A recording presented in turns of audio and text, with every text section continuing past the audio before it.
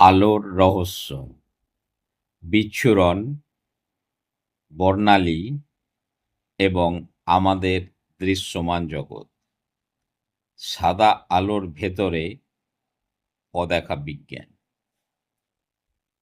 ভিডিওটি শেষ পর্যন্ত দেখো, কারণ ধৈর্য না থাকলে জ্ঞান অর্থহীন। Watch the video until the end, because without patience knowledge is meaningless. সাদা আলোর বিভাজন, আলোর বিচ্ছুরণ, that is dispersion of light। সাদা আলো একটি বহুবর্ণী আলোকরশ্মি। প্রিজম প্রতিসারক মাধ্যম যা আলোকে বিভক্ত করে। এখন প্রশ্ন হলো, আলোর বিচ্ছুরণ কি? What is dispersion of light? বহুবর্ণী বা যৌগিক আলোকরশ্মি কোনো প্রতিসারকের মধ্য দিয়ে প্রতিসরণের ফলে ভেঙে গিয়ে বা বিশ্লিষ্ট হয়ে বিভিন্ন বর্ণের আলোতে বিভক্ত হওয়ার ঘটনাকে বলা হয় আলোকের বিচ্ছুরণ। সাদা আলো বা সূর্যালোক কাঁচের প্রিজমে প্রতিসরণের পর 7টি রঙে ভেঙে যায়। এই প্রতিসৃত রশ্মিকে একটি সাদা পর্দার উপর ফেললে পর্দায় একটি রঙের আলোর পটি অর্থাৎ ব্যান্ড সৃষ্টি হয়। এই পটিকে বা ব্যান্ডটিকে বলা হয় বর্ণালী বা স্পেকট্রাম। কি কনসেপ্ট ভিবজিওর বেনিয়া সহকলা। নিচ থেকে ওপরে বেগুনি অর্থাৎ ভায়োলেট, নীল, ইন্ডিগো, আকাশি, ব্লু, সবুজ, গ্রিন, হলুদ, ইয়েলো, কমলা, অরেঞ্জ, রেড, লাল, এই রঙগুলিকে আমরা পেয়ে থাকি। শূন্যস্থান বা বায়ু মাধ্যমে সব বর্ণের আলো সমান বেগে চলে, তাই এখানে আলোর কোনো বিচ্ছুরণ হয় না। ভিডিওটি শেষ পর্যন্ত দেখো, এটা কোনো অনুরোধ নয়, বরং তোমার ভবিষ্যতের সতর্কবাণী। Watch the video until the very end. This is not a request, it is warning for your future. বিচ্ছুরণ কেন ঘটে? গতির পার্থক্যই কি মূল কারণ? এক, শূন্য বা বায়ু, ভ্যাকাম বা এয়ার মাধ্যমে সব রঙের আলোর বেগ সমান। 2, ঘন মাধ্যম, গ্লাস অর প্রিজম, বিভিন্ন রঙের আলোর বেগ বিভিন্ন হয়ে থাকে। Mu sine i by sine r, প্রতিসারাঙ্কের পরিবর্তন অর্থাৎ মিউ এর মানের পরিবর্তন হয়। বেগের পার্থক্যের কারণ মাধ্যমের প্রতিসারাঙ্ক ভিন্ন হয়। তাহলে বেগের যে পার্থক্যের যে কারণ, সেই কারণের জন্য বিভিন্ন মাধ্যমের প্রতিসারাঙ্ক বিভিন্ন হয়ে থাকে। চ্যুতির পার্থক্য, ডিফারেন্স, ডেভিয়েশন,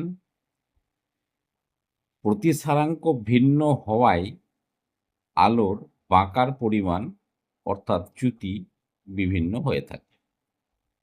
বেগুনি আলোর বেগ সবচেয়ে কম, তাই তার চ্যুতিকোণ সবচেয়ে বেশি। লাল আলোর বেগ সবচেয়ে বেশি, তাই চ্যুতি সবচেয়ে কম। নিউটনের পুনর্যোজন পরীক্ষা। প্রথম প্রিজম সাদা আলোকে 7টি বর্ণে বিশ্লিষ্ট করে, অর্থাৎ বিচ্ছুরণ ঘটায়। দ্বিতীয় প্রিজম, সেকেন্ড প্রিজম ইনভার্টেড, যেটা উল্টানো অবস্থায় আছে, বিশ্লিষ্ট আলোগুলিকে পুনরায় একত্রিত করে। এই পরীক্ষা থেকে অকাট্যভাবে প্রমাণ করা যায় যে সাদা আলো কোনো মৌলিক রং নয়, বরং এটি 7টি বর্ণের আলোর মিশ্রণ।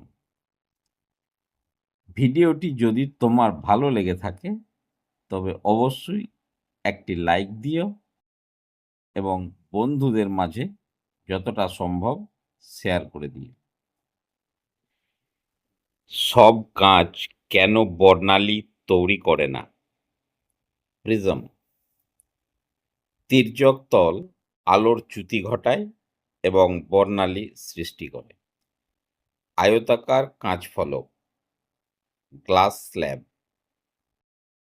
বিপরীত তল সমান্তরাল হওয়ায় প্রথম তলের বিচ্ছুরণ দ্বিতীয় তলে বাতিল হয়ে যায়। নির্গত আলোকরশ্মিগুলি আবার মিশে সাদা আলো গঠন করে। ফাঁপা প্রিজম, হলো প্রিজম, এটি সমান্তরাল কাঁচের প্লেটের মতো আচরণ করে। আলোর কোনো বিচ্ছুরণ হয় না। বস্তুর নিজস্ব কোনো রং নেই। বস্তুর উপর সাদা আলো এসে পড়ল, বস্তু কিছু নির্দিষ্ট বর্ণের আলো শোষণ করে নেয়। যে রঙের আলো বস্তুটি প্রতিফলিত করে আমাদের চোখে পাঠায়, আমরা বস্তুটিকে সেই রঙেরই দেখি। সবুজ পাতা কেবল সবুজ আলো প্রতিফলিত করে আমাদের চোখে ফেরত পাঠায় এবং বাকি সব রং শোষণ করে, তাই পাতাকে সবুজ দেখায়। যদি তুমি পরবর্তী অংশটি মিস করো তাহলে পুরো কৌশলটি অসম্পূর্ণ থেকে যাবে। ভিডিওটি এখানে বন্ধ করবে না, কারণ এখন আসল জিনিসগুলো প্রকাশিত হতে চলেছে। আলোর রঙে বস্তুর রূপান্তর। অবজেক্ট লাল গোলাপ। লাল গোলাপের উপর যদি সাদা আলো আপতিত হয় তাহলে গোলাপটিকে লালই দেখাবে। আবার লাল গোলাপের উপর যদি লাল আলো আপতিত হয় তাহলে গোলাপটিকে লালই দেখাবে। কিন্তু লাল গোলাপের উপর যদি সবুজ আলো আপতিত হয় তাহলে তাকে কালো দেখাবে। লাল গোলাপের উপর যদি নীল রঙের আলো আপতিত হয় তাহলেও সেটিকে কালো দেখাবে। আবার অন্য একটি উদাহরণ দেখো, সবুজ পাতা। সবুজ পাতার ওপর যদি সাদা আলো আপতিত হয় সেটাকে সবুজ দেখাবে।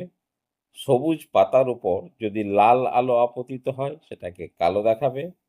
সবুজ পাতার উপর যদি সবুজ আলো আপতিত হয় তাহলে সেটাকে সবুজ দেখাবে। আবার সবুজ পাতার উপর যদি নীল আলো আপতিত হয় সেটাকে কালো দেখাবে।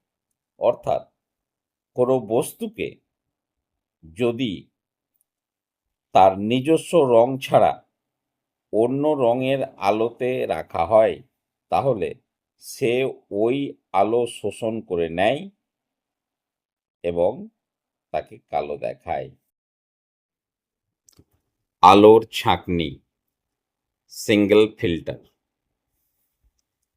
একটি লাল কাঁচ কেবল লাল আলোই নিজের মধ্য দিয়ে যেতে দেয়, বাকি সব রং শোষণ করে নেয়। এবার আমরা দেখব ডাবল ফিল্টার। লাল কাঁচের পর নীল কাঁচ রাখলে কিছুই দেখা যাবে না, কালো দেখাবে, কারণ লাল আলো নীল কাঁচ ভেদ করে যেতে পারে না। বর্ণালীর পিছনের বিজ্ঞান, তরঙ্গদৈর্ঘ্য, ল্যামডা। আলোর বর্ণ বিকিরিত আলোর তরঙ্গ দৈর্ঘ্যের উপর নির্ভর করে। তরঙ্গ দৈর্ঘ্য বৃদ্ধি, ইনক্রিজিং ওয়েভলেন্থ, কালার এবং তরঙ্গ দৈর্ঘ্য ল্যামডা। বেগুনি বা ভায়োলেট রং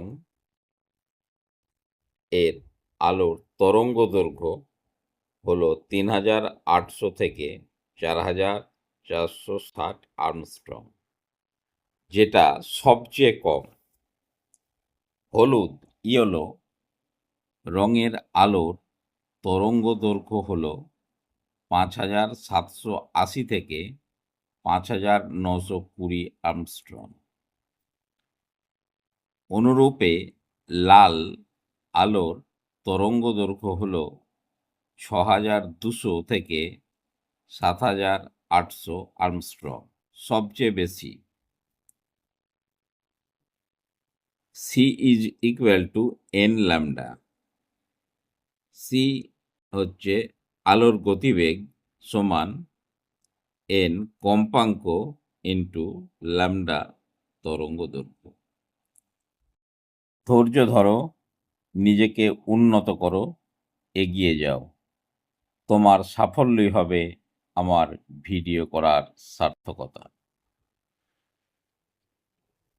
কসির সূত্র, তরঙ্গ দৈর্ঘ্য ও প্রতিসারাঙ্কের সম্পর্ক। চিত্রে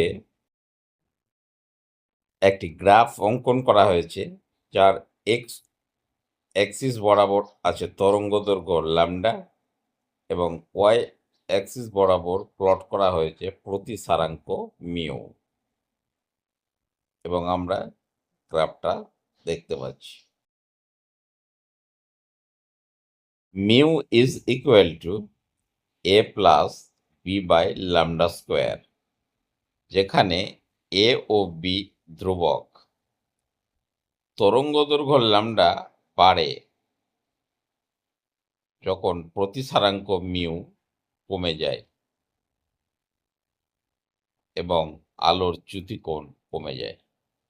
উদাহরণ হিসেবে বলা যায়, লাল আলোর ল্যামডা বেশি, তাই চ্যুতিকোণ কম। তরঙ্গ দৈর্ঘ্য ল্যামডা কমে, প্রতিসারাঙ্ক বাড়ে, আলোর চ্যুতি বাড়ে।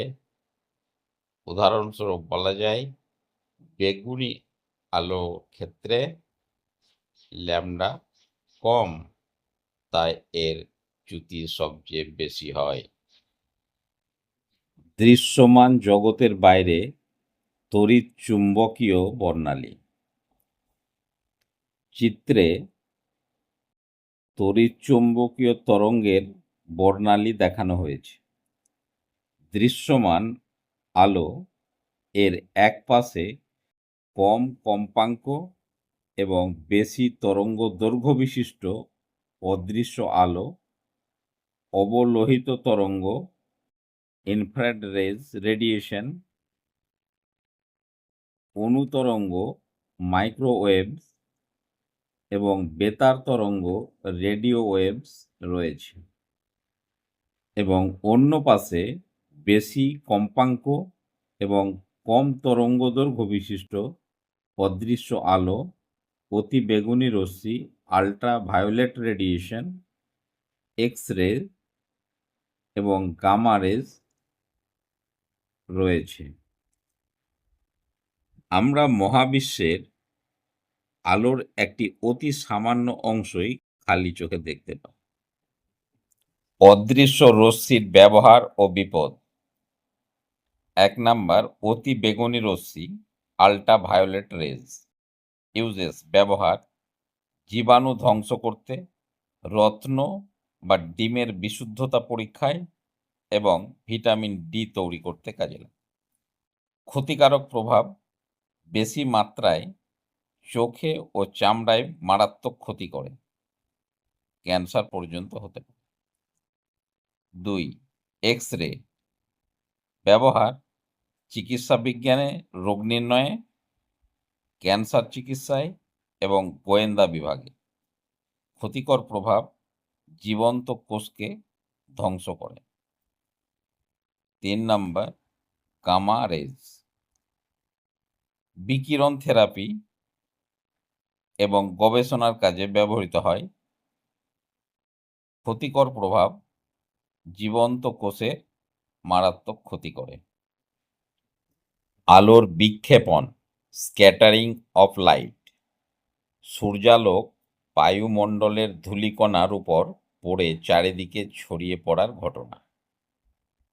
দ্য ম্যাথ র্যালিজ ল। বিক্ষেপণের পরিমাণ I ভ্যারিজাস 1/λ⁴, অর্থাৎ বিক্ষেপণ তরঙ্গ দৈর্ঘ্যের উপর নির্ভর করে। তরঙ্গ দৈর্ঘ্য ল্যামডা যত কম হবে আলোর বিক্ষেপণ তত বেশি হবে। দিনের আকাশ নীল দেখায় কেন? সূর্যের আলো বায়ুমণ্ডলে প্রবেশ করে। লাল আলোর তরঙ্গ দৈর্ঘ্য বেশি, তাই এর বিক্ষেপণ খুব কম হয়। নীল বর্ণের আলোর তরঙ্গ দৈর্ঘ্য কম হওয়ায় বায়ুর কণাগুলি নীল আলোকে চারিদিকে সবচেয়ে বেশি বিক্ষিপ্ত করে। এই বিক্ষিপ্ত নীল আলো আমাদের চোখে পৌঁছায় বলেই আকাশ নীল দেখায়। একটি সূত্র 4 রকম জাদু। তরঙ্গ দৈর্ঘ্য ল্যামডা। বর্ণালী ও রং স্পেকট্রাম অ্যান্ড কালার। ল্যামডা নির্ধারণ করে আমরা কোন রং দেখছি, লাল না বেগুনি। অদৃশ্য জগৎ। ল্যামডা নির্ধারণ করে আলোর দৃশ্যমান নাকি ক্ষতিকর। আলোর চ্যুতি। ল্যামডা নির্ধারণ করে প্রিজমের আলো কতটা বাঁকবে, কোশির সূত্র। আকাশের রং স্ক্যাটারিং। ল্যামডা নির্ধারণ করে কোন আলো বায়ুমণ্ডলে ছড়িয়ে পড়বে, রেলের সূত্র। আলো কেবল দৃশ্যমান রং নয়, এটি তরঙ্গ দৈর্ঘ্যের এক অবিরাম গাণিতিক খেলা। এই পর্যন্ত ভিডিওটি দেখে যদি তোমার মনে হয় আমি কোনো ভ্যালু প্রদান করতে পারছি, তাহলে please subscribe my channel DCD Smart and Learn. Thank you.